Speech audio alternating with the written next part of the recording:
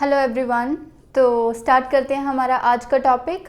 हमारा जो टॉपिक चल रहा था सुप्रीम कोर्ट, उसकी पार्ट 1 की वीडियो ऑलरेडी आ चुकी है। Now this is the part 2। Part 1 में हमने क्या क्या क्वालिफिकेशंस थी, क्या टेन्योर होता है, क्या अपॉइंटमेंट्स किस प्रकार से की जाती है, कितने जजेस होते हैं, क्या उनकी स्ट्रेंथ होती है, तो ये सारी चीज़ें हमने पार्ट 1 में ऑलरेडी डिस्कस कर ली। Now this is the part 2 of the video. अब पार्ट 2 जो है उसमें आता है हमारा सुप्रीम कोर्ट के फर्दर जो कुछ इम्पॉर्टेंट उसकी पावर्स, उसकी सीट, उसके बारे में हम आज डिस्कस करेंगे। तो स्टार्ट करते हैं। नाउ नेक्स्ट आता है वो है सीट ऑफ सुप्रीम कोर्ट, यानी सुप्रीम कोर्ट की सीट कहाँ पे है, कहाँ पे सुप्रीम कोर्ट मौजूद है। तो ये दिया हुआ है हमारे कॉन्स्टिट्यूशन के आर्टिकल 130 में, और इसके आधार पर यहाँ पे क्या लिखा हुआ है कि जो हमारा आज के लिए, आज की डेट में जो हमारी सीट है सुप्रीम कोर्ट की, वो कहाँ पे है, दिल्ली में है। बट नेक्स्ट आगे इन फ्यूचर अगर चीफ जस्टिस ऑफ इंडिया चाहें तो वो भारत में किसी भी प्लेस या प्लेसेस पे सुप्रीम कोर्ट की सीट को क्या कर सकते हैं, सिलेक्ट कर सकते हैं। बट उनके लिए उनको कौन सी, किसकी अप्रूवल चाहिए, प्रेसिडेंट की अप्रूवल चाहिए। तो इसका मतलब seat of supreme court article 130 में है। आज की डेट में जो सुप्रीम कोर्ट की सीट है वो कहाँ पे है, दिल्ली में है। इन फ्यूचर अगर चीफ जस्टिस ऑफ इंडिया चाहें तो chief justice of India can appoint any place or places as seat of supreme court, यानी अगर चीफ जस्टिस ऑफ इंडिया चाहें तो वो किसी भी जगह को या किसी भी प्लेसेस को क्या कर सकते हैं, सुप्रीम कोर्ट की सीट अपॉइंट कर सकते हैं। बट किसकी अप्रूवल के साथ, with the approval of president. उसके लिए पहले उनको प्रेसिडेंट से बात करनी पड़ेगी। यानी अगर प्रेसिडेंट और चीफ जस्टिस ऑफ इंडिया चाहें तो दोनों जन क्या कर सकते हैं, सुप्रीम कोर्ट की जो सीट है वो दिल्ली से हटाकर या दिल्ली में रहते रहते भी किसी और जगह पर भी सुप्रीम कोर्ट बनाया जा सकता है। सो नेक्स्ट देखते हैं। नेक्स्ट हम करते हैं इंडिपेंडेंस ऑफ सुप्रीम कोर्ट। अब हमें पता है कि जो सुप्रीम कोर्ट है वो एक इंडिपेंडेंट बॉडी है। बड़ी ही ऑब्वियस सी बात है कि जो सुप्रीम कोर्ट है वो किस में आता है, जुडिशरी में आता है। और हमें पता है कि हमारे डेमोक्रेसी के 3 पिलर्स हैं, कौन कौन से, एग्जीक्यूटिव कानून बनाने वाला, लेजिस्लेचर कानून को लागू करवाने, लेजिस्लेचर कानून बनाने वाला, एग्जीक्यूटिव उन लॉज को इन्फोर्स करने वाला, लागू करवाने वाला, और जुडिशरी जो बने हुए कानूनों से कहीं पे किसी के राइट्स की वायलेशन तो नहीं हो रही, उसको प्रोटेक्ट करने वाला। ये तीनों ऑर्गन्स जो हैं वो आपस में इंडिपेंडेंट है, एक दूसरे के काम में ये इंटरफेरेंस नहीं करते। तो इसीलिए जो हमारी जुडिशरी है, सुप्रीम कोर्ट है, उसको बोला जाता है गारंटर ऑफ फंडामेंटल राइट्स या हाईएस्ट कोर्ट ऑफ अपील। आपके राइट्स को वो प्रोटेक्ट करके रखेगा। आप एक हाईएस्ट कोर्ट है अपील के लिए, आप एट लास्ट वहाँ पे जाके अपील कर सकते हैं अगर आप इंडिया में किसी भी कोर्ट के फैसले से सेटिस्फाई नहीं हैं। तो इतना बड़ा उसके पास जो उसकी रिस्पॉन्सिबिलिटीज़ हैं, तो इसके लिए उस कोर्ट में किसी की भी इंटरफेरेंस नहीं चाहिए। ठीक है, ना तो एग्जीक्यूटिव की इंटरफेरेंस चाहिए और ना ही लेजिस्लेचर की इंटरफेरेंस चाहिए जुडिशरी में। तो इसीलिए जुडिशरी को एक इंडिपेंडेंट बॉडी जो है वो बनाया गया है। अब इंडिपेंडेंट होने के नाते उसको क्या क्या पावर्स मिलती हैं उसके बारे में हम देखते हैं। तो क्योंकि हमारी जुडिशरी इंडिपेंडेंट है, उसको लेजिस्लेचर और एग्जीक्यूटिव की बिल्कुल भी इंटरफेरेंस नहीं चाहिए। तो उसके इंडिपेंडेंट होने के नाते उसको कौन कौन सी रिस्पॉन्सिबिलिटीज़, कौन कौन सी पावर्स दी जाती हैं, एक बार उसको देख लीजिए। सबसे पहले आती है उनको क्या मिलता है, उनके आप मोड ऑफ अपॉइंटमेंट को देख लीजिए, किस तरीके से उनको अपॉइंट किया जाता है। अगर आप बात करें चीफ जस्टिस ऑफ इंडिया की तो प्रेसिडेंट अपॉइंट करेगा, बट बाकी के सुप्रीम कोर्ट के जजेस या हाई कोर्ट के जजेस के कंसल्टेशन के बाद। अगर बाकी के जजेस की बात की जाए तो प्रेसिडेंट अपॉइंट करेगा, but chief justice of India से कंसल्टेशन के बाद और बाकी के जजेस से कंसल्टेशन के बाद। दूसरी बात, चीफ जस्टिस ऑफ इंडिया से कंसल्ट करना मस्ट है, ऑब्लिगेटरी है। तीसरी बात, जो उसने एडवाइस दे दी उसको मानना भी मस्ट है, बाइंडिंग है प्रेसिडेंट पे। तो इसका मतलब जो उनकी अपॉइंटमेंट होगी वो तो आपस में ही कर रहे हैं एक दूसरे की अपॉइंटमेंट, इंडिपेंडेंट है, किसी के ऊपर डिपेंड तो नहीं है वो अपनी अपॉइंटमेंट के लिए, खुद ही तो कर रहे हैं अपनी अपॉइंटमेंट। वो तो एक ऑफिशियल तौर पे प्रेसिडेंट अपॉइंट करके दे रहा है, बट इन एक्चुअल देखा जाए तो फैसला तो उन्हीं का है, वही तो कंसल्ट करके प्रेसिडेंट को एडवाइस कर रहे हैं, तभी तो प्रेसिडेंट अपॉइंट कर रहा है। ठीक है, तो उनकी मोड ऑफ अपॉइंटमेंट से हमें पता चलता है कि वो क्या है, एक इंडिपेंडेंट ऑफिस है। दूसरी बात, सिक्योरिटी ऑफ टेन्योर। टेन्योर कितने सालों का, 65 ईयर्स तक वो अपनी सीट पर बैठे रहेंगे। क्या रिमूव करते हैं प्रेसिडेंट, ऐसे ही रिमूव कर देंगे? हाँ जी, प्रेसिडेंट को लग रहा है कि इनको रिमूव कर देना चाहिए, हो जाएंगे जज रिमूव? अरे नहीं, कल वाली प्रोसेस का क्या हुआ, 100 लोग लोकसभा में शुरू करेंगे, 50 लोग राज्यसभा में शुरू करेंगे। अगर लोकसभा में शुरू हो रहा है तो स्पीकर को दिया जाएगा वो प्रोसेस, अगर राज्यसभा में शुरू हो रहा है तो चेयरमैन को दिया जाएगा। स्पीकर और चेयरमैन की मर्जी है उसको एक्सेप्ट करना या रिजेक्ट करना। अगर एक्सेप्ट कर लिया उसके बाद क्या होता है, 3 मेंबर की कमेटी बैठती है, और तीनों मेंबर वो कौन से होते हैं, जुडिशरी के, एक चीफ जस्टिस ऑफ इंडिया, एक chief justice of high court, और दूसरा क्या होता है, कोई डिस्टिंग्विश्ड ज्यूरिस्ट। अगर इन तीनों को लगता है कि हाँ जी ये जो जज है इसको रिमूव करना चाहिए, फिर वो क्या करते हैं, अगर उनको लगता है कि ये गिल्टी है पर्सन, तो इंक्वायरी कमेटी बोलेगी कि यस हमें भी लगता है ये गिल्टी है, आप रिमूव कर दीजिए।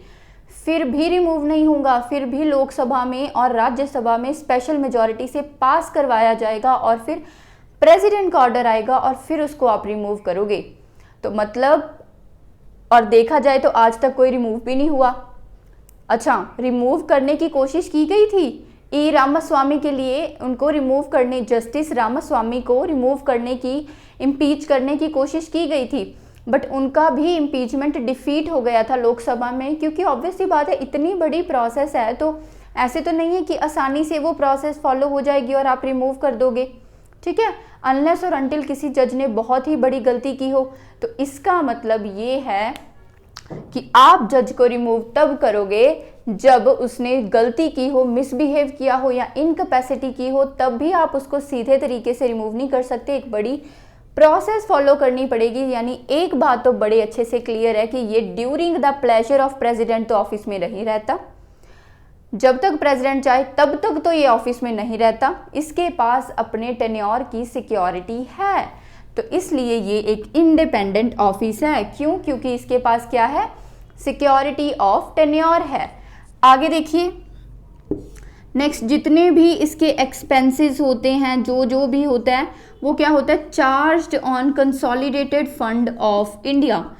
कंसोलिडेटेड फंड ऑफ इंडिया से सारा खर्चा जो है वो सुप्रीम कोर्ट का चार्ज होता है।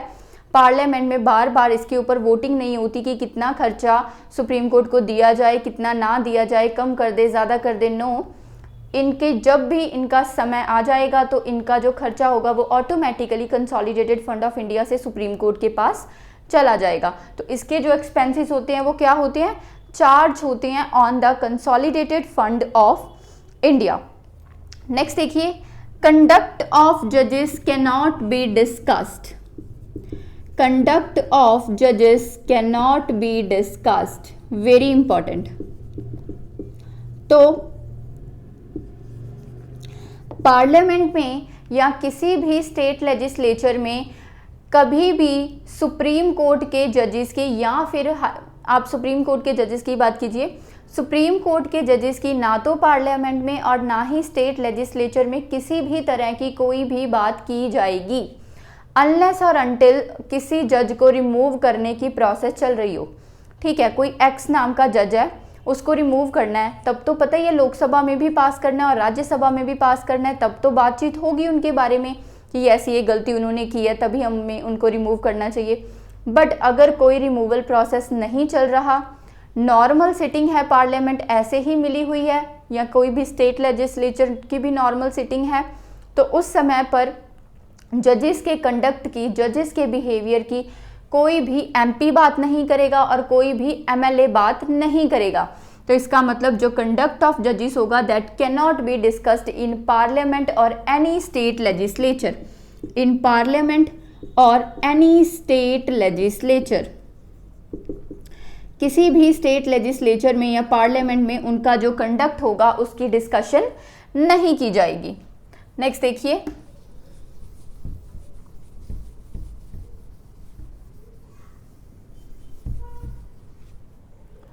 ओके, सो कंडक्ट ऑफ जजेस cannot be discussed in the parliament or any state legislature, किसी भी स्टेट लेजिस्लेचर में या पार्लियामेंट में इनका जो कंडक्ट होगा, इनका जो बिहेवियर होगा वो नहीं डिस्कस किया जाएगा। नेक्स्ट आता है jurisdiction of supreme court can not be curtailed, jurisdiction of supreme court can not be curtailed. इसका क्या मतलब है कि जो सुप्रीम कोर्ट की जुरिस्डिक्शन है, जो पावर सुप्रीम कोर्ट के पास है, वो पावर्स कभी भी कर्टल नहीं की जा सकती, उनको कम नहीं किया जा सकता। अगर पार्लियामेंट चाहे तो उनकी पावर्स को बढ़ा सकती है, अगर पार्लियामेंट चाहे तो सुप्रीम कोर्ट के पास जितनी पावर्स है उसके अलावा और भी पावर्स उनको दे सकती है, बट जितनी पावर उनके पास है उन पावर्स को कम नहीं कर सकती। तो इसका मतलब जो सुप्रीम कोर्ट की जो जुरिस्डिक्शन है, जो उसकी पावर्स हैं, उनको कर्टेल नहीं किया जा सकता, ठीक है। उनकी पावर्स को बढ़ाया जा सकता है और ज़्यादा पावर्स उनको दी जा सकती हैं, और वो पावर्स उनको देगा कौन? उनको देगा पार्लियामेंट। तो इसका मतलब जो पावर्स सुप्रीम कोर्ट के पास नहीं है उन पावर्स को इंक्रीज कर सकती है पार्लियामेंट, बट कर्टेल कम नहीं कर सकती। नेक्स्ट देखिए, सेपरेशन फ्रॉम एग्जीक्यूटिव। बड़ी ही ऑब्वियस सी बात है, एग्जीक्यूटिव आपस में एक इंडिपेंडेंट पिलर है और लेजिस्लेचर खुद में एक इंडिपेंडेंट पिलर है, और जो जुडिशरी है वो खुद में एक इंडिपेंडेंट पिलर है। तो ये सभी एक दूसरे से अलग अलग काम करते हैं, कोई भी एक दूसरे के काम में इंटरफेरेंस या दखल अंदाजी किसी भी तरह की नहीं देता, ठीक है। नेक्स्ट आता है okay, separation from executive, power to punish for its contempt, power to punish for its contempt. तो इसका क्या मतलब है? अब देखिए, कोई भी व्यक्ति अगर भारत देश में चाहे सुप्रीम कोर्ट, चाहे हाई कोर्ट, चाहे किसी भी ट्रिब्यूनल को अगर डिसओबे कर रहा है, अगर उसका कंटेम्प्ट कर रहा है, तो उसको क्या मिलेगी? उसको पनिशमेंट दी जाएगी सुप्रीम कोर्ट के द्वारा। आई रिपीट, अगर कोई भी व्यक्ति सुप्रीम कोर्ट को या हाई कोर्ट को या देश में किसी भी कोर्ट को या किसी भी ट्रिब्यूनल को डिसओबे करता है तो उसको पनिशमेंट दी जाएगी, किसके द्वारा? सुप्रीम कोर्ट के द्वारा, और उसको बोला जाता है कंटेम्प्ट ऑफ कोर्ट, कोर्ट को डिसओबे करना। तो दो तरह के मैटर हो सकते हैं, एक तो हो सकता है सिविल कंटेम्प्ट और दूसरा हो सकता है क्रिमिनल कंटेम्प्ट। तो सिविल कंटेम्प्ट का क्या मतलब होता है? सिविल का होता है कि आपने कुछ ऐसा बोल दिया जिसकी वजह से आपने डिसओबे कर दिया कोर्ट को, तो इसके लिए आपको पनिशमेंट दी जा सकती है, आपको सज़ा दी जा सकती है। दूसरा होता है क्रिमिनल कंटेम्प्ट, यानी आपने कुछ ऐसा एक्ट कर दिया जिसकी वजह से कोर्ट का स्टेटस लो हो गया, कोर्ट ने कोई डिसीजन दिया, कोई डिक्री दी, आपने उसके ऊपर कुछ ऐसे एक्ट परफॉर्म कर दिया जिसकी वजह से कोर्ट का स्टेटस लो हो रहा है, तो कोर्ट क्या करेगा? आपको उस चीज़ के लिए सज़ा देगा, फाइन भी दे सकता है और आपको जेल भी हो सकती है। तो ये जो पावर है ये भी सुप्रीम कोर्ट के पास है। ये किसके लिए? कोर्ट की डिक्री को, कोर्ट के स्टेटस को मेंटेन करने के लिए ये पावर जो है ये सुप्रीम कोर्ट को दी जाती है। Power to punish for its contempt, तो उसको कंटेम्प्ट ऑफ कोर्ट भी बोला जाता है। दो तरह के कंटेम्प्ट होते हैं, civil contempt and criminal contempt. Next देखिए, ओके, नेक्स्ट इंडिपेंडेंट का क्या मतलब होता है? Ban on practice after retirement, ban on practice after retirement. जब भी सुप्रीम कोर्ट के जजेस अगर रिटायर हो जाएंगे तो उसके बाद ये और प्रैक्टिस आगे नहीं कर सकते, इनको घर पे ही बैठना पड़ेगा। तो इसका मतलब ban on practice after retirement. अच्छा, राज्यसभा के जो मेंबर्स होते हैं, क्या राज्यसभा में इनको नॉमिनेट किया जा सकता है? तो एक्चुअल में अगर देखा जाए तो लेजिस्लेचर और जुडिशरी ये दोनों अलग अलग है और बिल्कुल इंडिपेंडेंट बॉडीज़ है। लेजिस्लेचर में जो पार्लियामेंट आता है, लोकसभा और राज्यसभा, और इधर जो सुप्रीम कोर्ट है, ये दोनों आपस में इंडिपेंडेंट बॉडी है। सुप्रीम कोर्ट का जज यहाँ पे नहीं बैठना चाहिए अगर हम कॉन्स्टिट्यूशन के वे से देखें, बट आजकल क्या हो रहा है कि यहाँ पे जो जजेस बैठे हैं, सुप्रीम कोर्ट के जजेस हैं जो रंजन गोगोई, तो उनको क्या किया गया है, प्रेसिडेंट के द्वारा अपॉइंट किया गया है राज्यसभा का मेंबर, जो हम बोलते हैं नॉमिनेट। तो राज्यसभा में टोटल 250 मेंबर्स होते हैं, जिसमें से 238 मेंबर तो इलेक्ट किए जाते हैं और जो 12 मेंबर होते हैं उनको प्रेसिडेंट नॉमिनेट करता है। तो उन्हीं 12 मेंबर जिनको प्रेसिडेंट नॉमिनेट करता है, तो उन्हीं 12 में से एक मेंबर जो था वो सुप्रीम कोर्ट का जज था, यानी उनको अपॉइंट किया गया था। तो आजकल ऐसा भी देखने को मिल रहा है, चाहे वो आपस में इंडिपेंडेंट बॉडीज हैं। ठीक है, सो नेक्स्ट देखिए, freedom to appoint its staff, 9th आ जाता है, यहीं पे लिख लीजिए कहीं पे, freedom to appoint its staff, freedom to appoint its staff, यानी पता ही है जो भी इनके स्टाफ नीचे काम करता है, सुप्रीम कोर्ट के जो जजेस हैं, इनके अलावा और भी बहुत सारे लोग वहाँ पे काम करते हैं, कुछ सर्वेंट्स वहाँ पे काम करते हैं। तो वो कौन कौन होगा, बिना किसी की भी इंटरफेरेंस के, प्रेसिडेंट की, पार्लियामेंट की, बिना किसी की भी इंटरफेरेंस से जो जजेस होते हैं वो खुद से ही, सुप्रीम कोर्ट क्या होता है, खुद से ही उनकी अपॉइंटमेंट भी कर लेता है और उनकी क्या कंडीशन ऑफ सर्विस होंगी वो भी बता देता है। तो इन सब चीज़ों से हमें ये पता लगता है कि ये एक इंडिपेंडेंट बॉडी है, ये अपना काम बिना किसी की हेल्प के, बिना किसी की नीड के, किसी की भी दखल अंदाजी के बिना अपना काम कर लेती है। तो इसीलिए ये एक इंडिपेंडेंट बॉडी है और इसका इंडिपेंडेंट रहना बहुत ज़रूरी है, क्योंकि ये गारंटर ऑफ फंडामेंटल राइट है, ये हाईएस्ट कोर्ट ऑफ अपील है, तो इसका इंडिपेंडेंट रहना बहुत ज़रूरी है, इसको किसी की भी इंटरफेरेंस नहीं चाहिए। तो आई होप आपको यहाँ तक समझ आया होगा। आगे चलते हैं।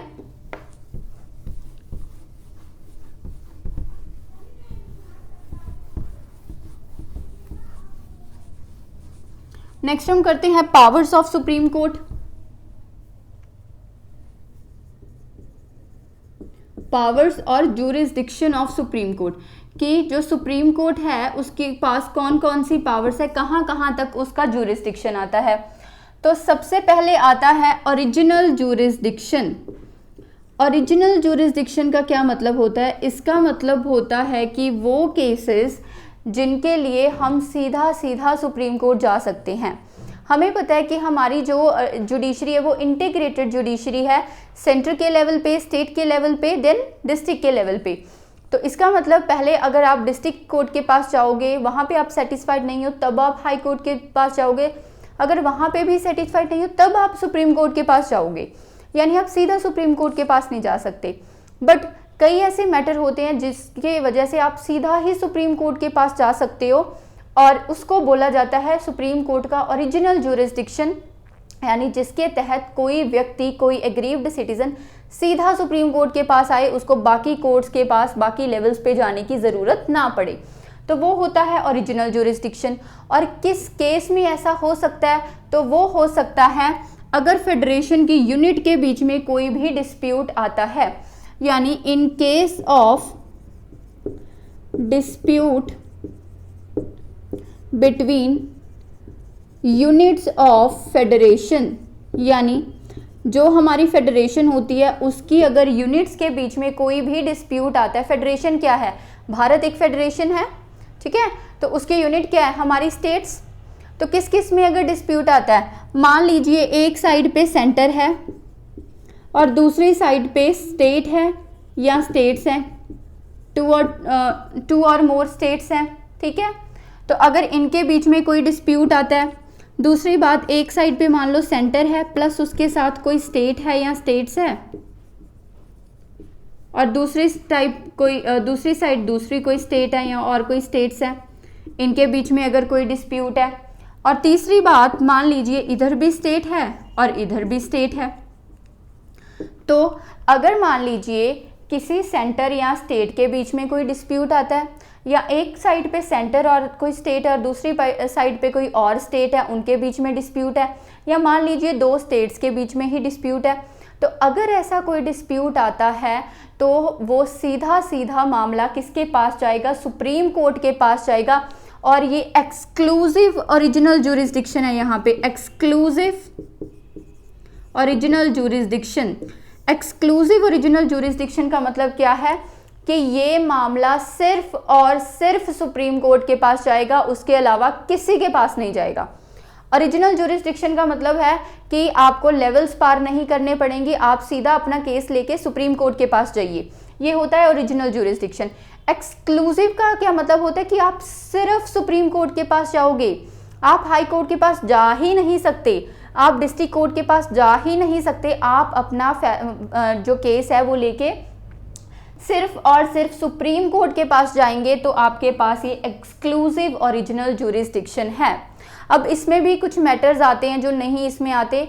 सपोज मान लीजिए जो कॉन्स्टिट्यूशन बनने से पहले के मैटर है। अब अगर आपके पास कॉपी और पेन है तो ये जो मैं बातें बोल रही हूँ एक बार उनको नोट जरूर कर लीजिए, वैसे आपको नोट्स हम प्रोवाइड करेंगे।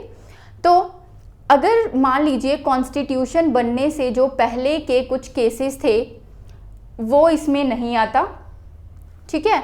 अगर मान लीजिए कॉन्स्टिट्यूशन बनने से पहले कोई ट्रीटी साइन हुई थी और उसकी वजह से दो स्टेट में कोई डिस्प्यूट चल रहा है तो वो सुप्रीम कोर्ट के ओरिजिनल ज्यूरिसडिक्शन में नहीं आएगा, आप उस केस को लेके सीधा सुप्रीम कोर्ट नहीं जा सकते।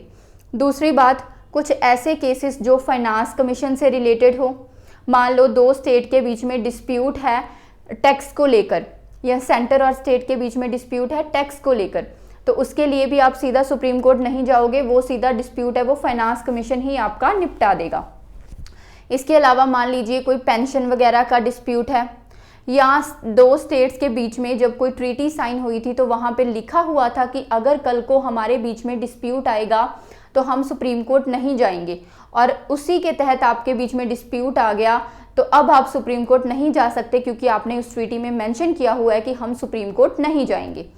तो ऐसे अगर कोई भी केसेस आते हैं तो वो इस चीज़ में नहीं आते, उनको हटाकर बाकी जितने भी केसेस होंगे इनके बीच में किसी भी तरह का डिस्प्यूट होगा तो ये सीधा सुप्रीम कोर्ट के पास जाएंगे और सिर्फ सुप्रीम कोर्ट के पास जाएंगे। तो ये आती है इसकी ओरिजिनल ज्यूरिसडिक्शन की पावर। अगर फाइनेंस कमीशन के रिलेटेड मैटर है, अगर पेंशन से रिलेटेड मैटर्स हैं, अगर कॉन्स्टिट्यूशन बनने से पहले प्री कॉन्स्टिट्यूशन के मैटर्स हैं, या फिर कुछ ऐसे मैटर्स हैं जिनके ऊपर पहले से ही बात हो चुकी थी कि हम नहीं जाएंगे, अगर इन केस कोई कोई प्रॉब्लम होती भी है तो इसका मतलब यहाँ पे ये बात क्लियर होती है कि ये मैटर्स ओरिजिनल ज्यूरिसडिक्शन में नहीं आते, ठीक है। नेक्स्ट आता है writ jurisdiction and it is very very very important. Writ jurisdiction, अब रिट क्या होती है, देखिए ये बेसिकली होता है आपके फंडामेंटल राइट को प्रिजर्व करने के लिए। तो जब भी आपके फंडामेंटल राइट्स जो हैं उनके ऊपर कोई भी प्रॉब्लम आती है किसी भी तरह की, तो आपके पास दो कोर्ट्स हैं जो हमेशा आपकी हेल्प करेंगे, एक है सुप्रीम कोर्ट और एक है हाई कोर्ट, ठीक है।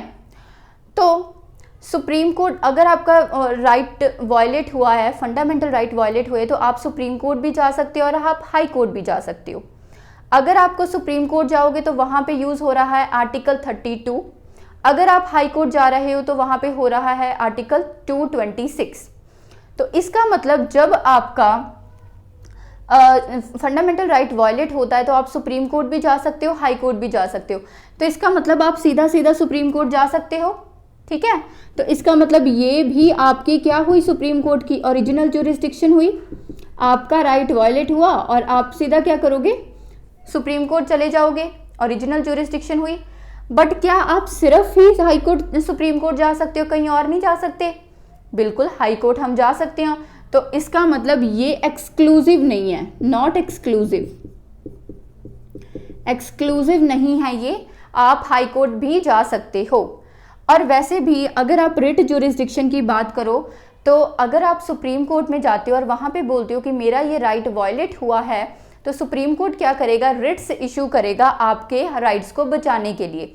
उसी प्रकार से जब आप हाई कोर्ट जाते हो तो वहाँ पे बोलते हो कि मेरा राइट वायलेट हुआ है, तो हाई कोर्ट भी कुछ रिट्स इशू करेगा आर्टिकल 226 के अंडर आपके राइट्स को बचाने के लिए, ठीक है। तो इसका मतलब कि अगर आप सुप्रीम कोर्ट जा रहे हो तो भी आपका फंडामेंटल राइट बच रहा है, अगर आप हाई कोर्ट जा रहे हो तो भी आपका फंडामेंटल राइट बच रहा है। तो ये एक्सक्लूसिव तो नहीं है, इतना तो पता है। बट एक बात ज़रूर है, आप सुप्रीम कोर्ट रिट तभी इशू करेगा जब आपका फंडामेंटल राइट वायलेट हुआ है। आप सुप्रीम कोर्ट तभी जा सकते हो जब आपका फंडामेंटल राइट वायलेट हुआ है। आप हाई कोर्ट में तब जा सकते हो जब आपका फंडामेंटल राइट वायलेट हुआ है, या कोई भी और राइट, कोई लीगल राइट भी वायलेट हुआ है तब भी आप हाई कोर्ट जा सकते हो। हाई कोर्ट वाले तभी रिट्स को इशू कर देंगे, बट सुप्रीम कोर्ट वाले रिट को इशू तभी करेंगे जब आपका फंडामेंटल राइट वायलेट हुआ है। यानी आप सुप्रीम कोर्ट तभी जाओगे जब आपका फंडामेंटल राइट वायलेट हुआ है। Only when fundamental right is violated. But आप हाई कोर्ट जा सकते हो फंडामेंटल राइट के लिए भी एंड लीगल राइट के लिए भी। तो यानी अगर आपका लीगल राइट वायलेट हुआ है तब भी आप हाई कोर्ट जा सकते हो, फंडामेंटल राइट वायलेट हुआ है तब भी आप हाई कोर्ट जा सकते हो। हाई कोर्ट आपको रिट्स इशू करके देगा। अगर आपका फंडामेंटल राइट वायलेट हुआ है सिर्फ और सिर्फ तभी आप सुप्रीम कोर्ट जा सकते हो। लीगल राइट वायलेट होने पे आप सुप्रीम कोर्ट नहीं जा सकते।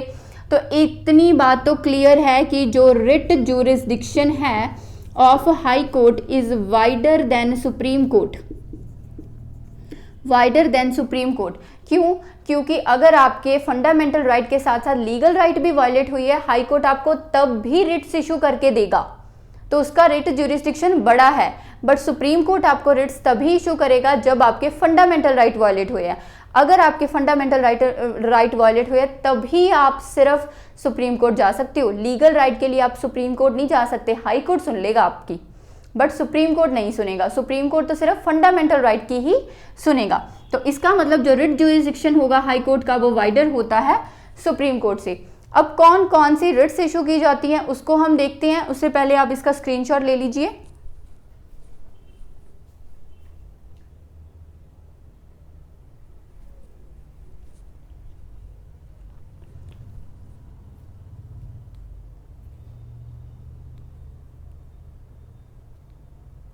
ओके, नेक्स्ट देखते हैं। अब हाई कोर्ट कौन कौन सी सुप्रीम कोर्ट रिट्स को इशू करता है ये चीज़ देख लीजिए। सबसे पहले आती है हैबियस कॉर्पस।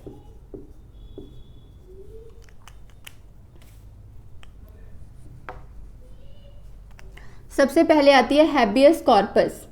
अब इसका क्या मतलब होता है? इसका मतलब होता है to bring the body of, to bring the body of. यानी अगर किसी भी व्यक्ति को कोई भी पब्लिक अथॉरिटी या फिर प्राइवेट अथॉरिटी उठाकर ले गई है, ठीक है, तो ये जो रिट है ये इशू की जा सकती है उस व्यक्ति के खिलाफ।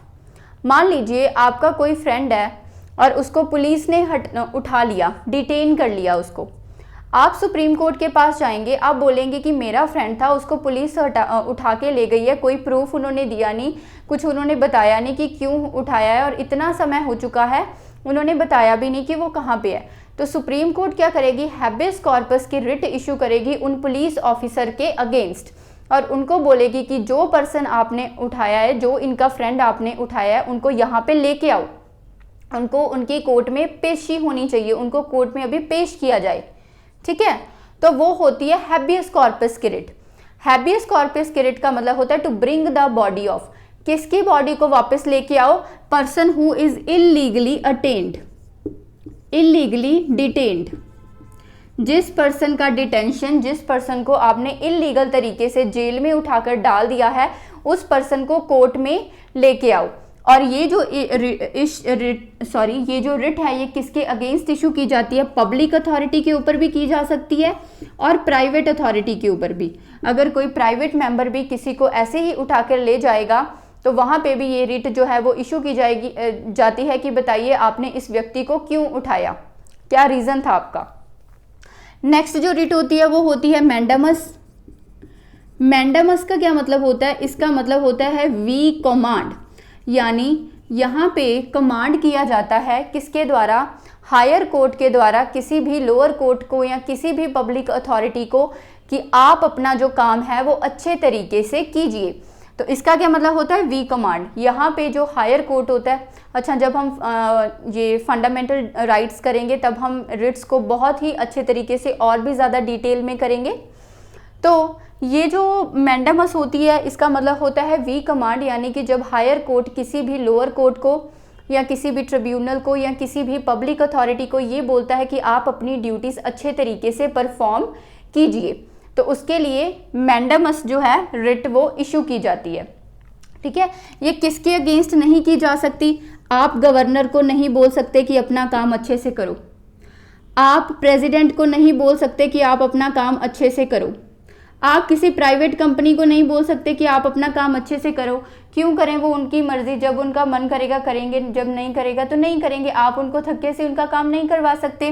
ठीक है, आप वहाँ पे नहीं बोल सकते जहाँ पे काम ऑप्शनल है, ऑप्शन है उनके पास करना नहीं करना। आप कैसे उसको मैंडामस रिट उनके अगेंस्ट इशू करके आप बोलोगे कि करो ही करो, वो बोलेंगे मेरा ये ऑप्शनल काम है, मेरी मर्जी। आप किसी भी हाई कोर्ट के चीफ जस्टिस को नहीं बोल सकते कि अपना काम अच्छे से करो। तो इन व्यक्तियों को छोड़कर आप किसी के भी अगेंस्ट वी कमांड यानी मैंडामस की रिट इशू कर सकते हो कि अपनी ड्यूटीज को बेटर तरीके से परफॉर्म करो। नेक्स्ट जो आती है वो आती है प्रोहिबिशन। अब जो प्रोहिबिशन होती है वो मैंडामस की बिल्कुल ही क्या होती है, ऑपोजिट होती है। इसका मतलब होता है टू फॉरबिड। ये किसके अगेंस्ट इशू की जाती है, ये जो हायर कोर्ट है लोअर कोर्ट के अगेंस्ट इशू करता है, यानी हायर कोर्ट किसके अगेंस्ट इशू करता है, issues against the lower court, lower court के अगेंस्ट इशू करता है, यानी वो उसको बोलता है, लोअर कोर्ट या फिर ट्रिब्यूनल के अगेंस्ट इशू करता है और उनको बोलता है कि आप जो अपना काम है ना, ये जो आप काम कर रहे हो ये आपकी जुरिस्डिक्शन में नहीं आता, आप इस काम को मत करिए।